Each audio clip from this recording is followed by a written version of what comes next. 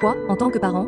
Vous n'imaginiez pas devoir vous expliquer à un autre parent? Ma voisine n'arrêtait pas de se plaindre que son fils de 6 ans mentait en disant qu'il avait faim tout le temps. Elle était devenue très stricte sur les repas. Petit déjeuner à 7 heures, déjeuner à midi, dîner à 18 heures, pas de collations autorisées. Son fils pleurait et disait qu'il mourait de faim entre les repas, et elle lui disait d'attendre, car l'horaire est l'horaire. Un jour, elle est venue, très contrariée, car l'école avait appelé. Son fils volait de la nourriture dans les boîtes à lunch des autres enfants. Mortifiée, elle avait prévu de le punir pendant un mois. Quand je lui ai demandé pourquoi elle était si stricte sur les horaires des repas, elle a répondu: les enfants ont besoin d'une structure. Si je le laisse manger quand il veut, il n'apprendra jamais à se contrôler. J'ai ouvert le placard de ma cuisine et j'ai sorti la courbe de croissance de mon fils, donnée par son médecin. Je lui ai montré comment les enfants ont des poussées de croissance qui les poussent à avoir soudainement besoin de beaucoup plus de nourriture. Certains jours, il meurt de faim, d'autres jours, il mange à peine. Leur corps sait ce dont il a besoin. Mais comment apprendra-t-il à manger à heure fixe une fois adulte? Demanda-t-elle. Quand votre patron vous a-t-il dit pour la dernière fois quand vous pouviez manger? Je lui ai répondu: la plupart des adultes ne mangent pas selon des horaires stricts. Nous mangeons quand nous avons faim. Pourquoi s'attendrions-nous à ce que les enfants aient moins de droits fondamentaux que nous? Elle est restée silencieuse un instant, puis m'a demandé d'emprunter ma courbe de